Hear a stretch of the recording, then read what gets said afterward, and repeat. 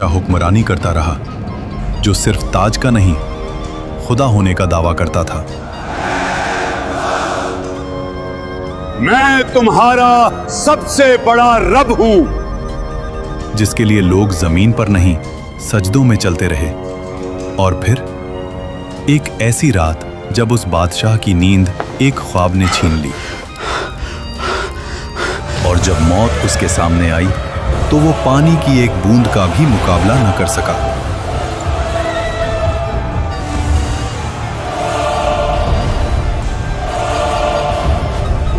अल्लाह ने उसके जिस्म को जमीन में दफन होने से भी रोक लिया और कयामत तक उसको इबरत का निशान बना दिया। मिस्र, उस दौर का सबसे ताकतवर मुल्क, नील के किनारे बसे शहर जहां फसलें सोना उगलती थीं, बाजार भरे हुए, महल पत्थर के नहीं गुरूर के बने हुए, और इन सब के बीच एक शख्स, फिरौन। उसका हुक्म सिर्फ कानून नहीं था, अकीदा था। लोग सिर्फ उसकी बात नहीं मानते थे, उसकी बात पर ईमान रखते थे। वो कहता था, मैं तुम्हारा सबसे बड़ा रब हूं। और मिस्र खामोश रहता था। इसी मिस्र में एक कौम ऐसी भी थी जो रोशनी नहीं देखती थी, बनी इसराइल। उनके घर अलग थे, उनका लिबास अलग, उनकी जिंदगी अलग। और जोर लगाओ। उन्हें गुलाम बना दिया गया।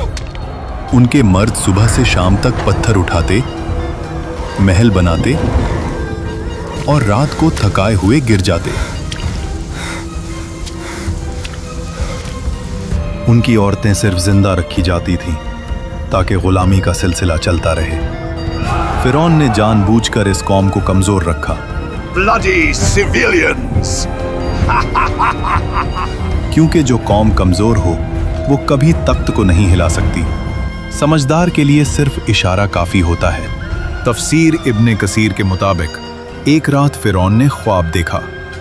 उसने देखा कि बैतुल मुकद्दस की तरफ से एक आग निकली जो मिस्र के घरों को जला रही थी, लेकिन बनी इसराइल के घर महफूज थे।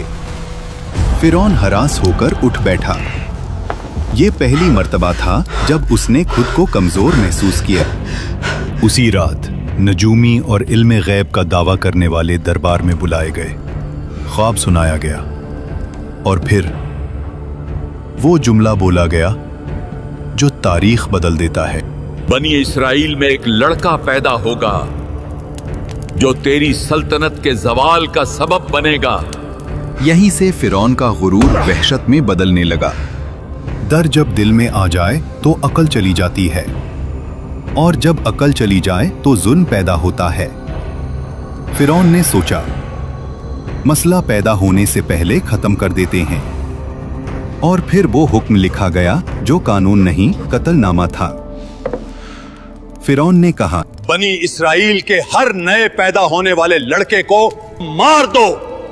शहर शहर तलवार चली, माओं की गोद उजड़ी, हजारों मासूम जान से गए। इसी जुल्म के दौर में मूसा अलैहिस्सलाम पैदा हुए। उनकी वालिदा हर पल खौफ में रहती थीं।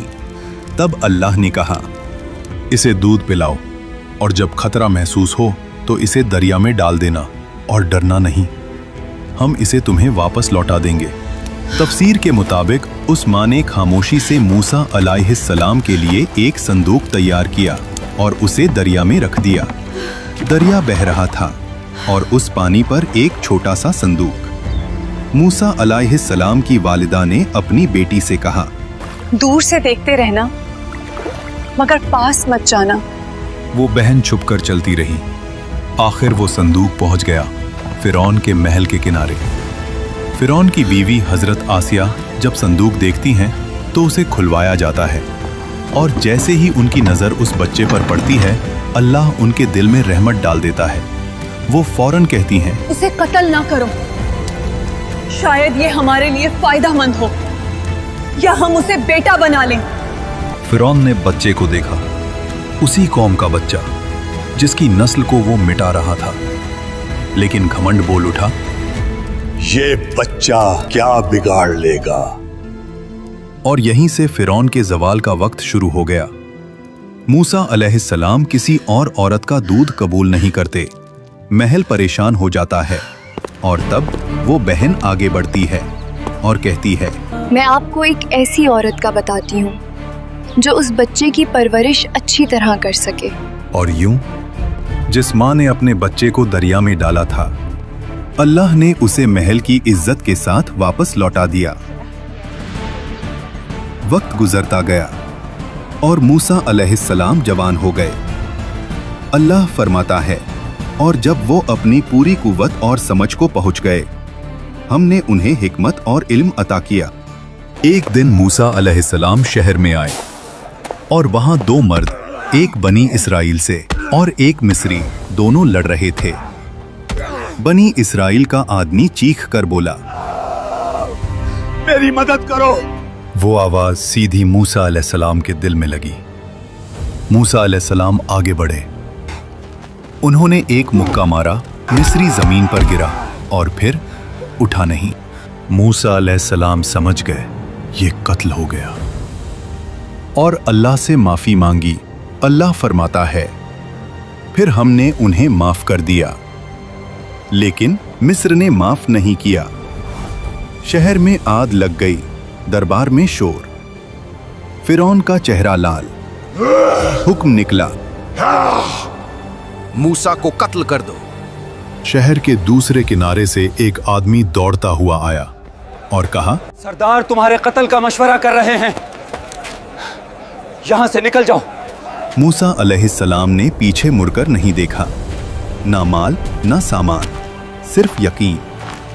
अल्लाह फरमाता है, वो डर और उम्मीद के दरमियान शहर से निकल गए। रेगिस्तान, गर्मी, भूख, प्यास और मूसा अलैहिस्सलाम की सिर्फ एक दुआ, ऐ मेरे रब, मुझे जालिमों से बचा ले और अपनी हिफाजत के साए में ले ले। आखिर मूसा अलैहिस्सलाम मदियन पहुंचे। शहर के बाहर एक कुआं, जहां मर्द जानवरों को पानी पिला रहे थे, और दूर दो लड़कियां खामोशी से खड़ी थीं। मूसा अलैहिस्सलाम ने पूछा, आप दोनों कुएं से पानी क्यों नहीं ले रहे? उन्होंने कहा, हम इंतजार करते हैं जब तक मर्द चले ना जाएं, और हमारे वालिद बहुत बूढ़े हैं। मूसा अलैहिस्सलाम आगे बढ़े अकेले और उनके जानवरों को पानी पिला दिया और वहां से चले गए। फिर एक पेड़ के साए में बैठकर कहा, ऐ मेरे रब, जो भी भलाई तू मुझ पर उतारे मैं उसका मोहताज हूं। थोड़ी देर बाद एक लड़की उनके पास आई और कहा, मेरे वालिद आपको बुला रहे हैं ताकि आपका शुक्रिया अदा करें। वो बुजुर्ग हजरत शुएब अलैहिस्सलाम थे। अक्सर मुफस्सरीन के मुताबिक मूसा अलैहिस्सलाम ने अपना पूरा वाक़या सुनाया। शुएब अलैहिस्सलाम ने कहा, डरो मत, अब तुम जालिमों से महफूज हो। शुएब अलैहिस्सलाम की बेटी ने कहा, अब्बा, इन्हें काम पर रख लें, ये ताकतवर भी हैं और अमानतदार भी। हजरत शुएब अलैहिस्सलाम ने कहा, मैं अपनी बेटी का निकाह तुमसे करना चाहता हूँ, शर्त यह कि 8 साल हमारी खिदमत करो, और अगर 10 साल पूरे करो तो तुम्हारी मर्जी। मूसा अलैहिस्सलाम ने कबूल किया। ये 10 साल कोई आम साल नहीं थे। बकरियां चराना, तन्हाई, सब्र, रहमत। मिस्र का शहजादा अब चरवाहा था और अल्लाह यही से नबी बनाता है। जब मुद्दत पूरी हुई, मूसा अलैहिस्सलाम अपनी बीवी के साथ मिस्र की तरफ रवाना हुए। रात का वक्त, सर्दी, सहरा, और फिर मूसा अलैहिस्सलाम ने दूर पहाड़ पर एक रोशनी देखी और अपनी बीवी से कहा, तुम यहीं रुको, मैं आग लाता हूँ या कोई रास्ता पूछ कर आता हूँ। लेकिन वो आग नहीं थी। जब मूसा अलैहिस्सलाम करीब गए, आवाज आई, ए मूसा। मूसा अलैहिस्सलाम का जिस्म कांप गया। मैं ही तेरा रब हूं, अपने जूते उतार दो।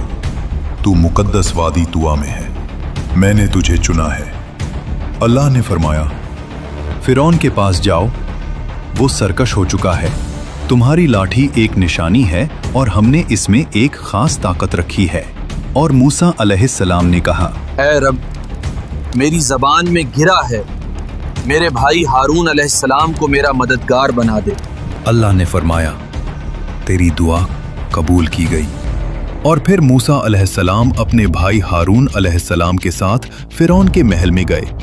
फिरौन उसी वक्त अपनी तकब्बुर भरी मुस्कुराहट के साथ कहता है, तुम्हारा रब कौन है? मूसा अलैहिस्सलाम ने जवाब दिया, मेरा रब वही है जो जिंदगी और मौत देता है।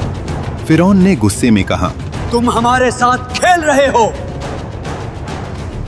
मुझे साबित करो। मिस्र के सबसे बड़े जादूगर बुलाए गए। रस्सी फेंकी और लोगों को सांप लगने लगे। लोगों का दिल कांप गया। लेकिन मूसा अलैहिस्सलाम ने सिर्फ लाठी उठाई और उसे जमीन पर रख दिया और वो हकीकी अजदहा बन गई। वो अजदहा ने जादूगरों के नकली सांपों को निगल लिया। जादूगरों ने कहा, ये जादू नहीं, ये अल्लाह की कुव्वत है। वो सब सजदे में गिर गए। फिरौन का घमंड सख्ती और गहरा हुआ। वो चीखता, ये सब झूठ है, मेरा रब सिर्फ मैं हूं। कुरान कहता है वो जुल्म में घिरा रहा और फिर अल्लाह के अजाब का इंतजार किया। अल्लाह ने फिरौन और उसकी कौम को अजाब की पहली निशानी भेजी। मिस्र की जमीन पर एक खौफनाक तूफान भेजा गया। ये न सिर्फ पानी की बुलंदी थी, ये पानी का नफाजे अजाब था जो उनकी फसलों को बर्बाद कर गया, अनडूब गया और उनकी रोजी रोटी का सहारा मिट गया।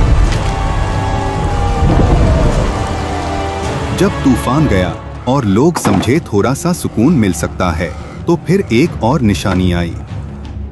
जराद, अजाब का एक दल जिसने जमीन की हर हरी चीज को खा लिया। एक और अजाब भेजा गया, कुम्मल, लोगों के जिस्म पर चिपक गया और हर चीज को परेशान करता गया। हर पल याद दिलाता था, ये कुदरत अल्लाह की तरफ से है, ना तुम्हारी हवा से। और फिर एक और निशानी बढ़ते हुए आई, जब हर कोने से मेंढक निकलना शुरू हुए। ये कोई आम मौसम की तब्दीली नहीं, लफ्जों के बिना आवाज लेने वाला अजाब था। पांचवां अजाब और मिस्र का पानी लाल रंग का हो गया। मछलियां डूब गईं। पानी गंदगी से भरा हुआ। और फिरौन फिर कहता, ये सब मूसा का जादू है। कुरान में अल्लाह ने फिरौन पर भेजी गई निशानियों का जिक्र किया है और इनमें सिर्फ अजाब नहीं बल्कि मूसा अलैहिस्सलाम के मोजिज़ात भी शामिल हैं। फिर अल्लाह ने मूसा अलैहिस्सलाम को कहा कि रात के वक्त अपनी कौम को लेकर मिस्र से निकल जाओ। कौम ने खामोशी से अपने घर, अपनी जिंदगी और तकब्बुर से निकलते हुए रास्ता रखा। ना उनके पास ज्यादा सामान, ना कोई तलवार, सिर्फ अल्लाह की मदद का यकीन। जब सुबह हुई और फिरौन ने देखा कि मिस्र से लोग गायब हो गए, उसका घमंड और जिंदा हो गया। इन्हें हम वापस पकड़ कर लाएंगे और दिखाएंगे कि हम ही ताकतवर हैं। कौम बनी इसराइल मूसा अलैहिस्सलाम के साथ समंदर के किनारे पहुंची। समंदर उनके सामने काफी गहरा नजर आता है। बनी इसराइल के लोग कहते हैं, हम फंस गए। ये खौफनाक पानी हमारी किस्मत का इंतजार कर रहा है और पीछे मौत का लश्कर।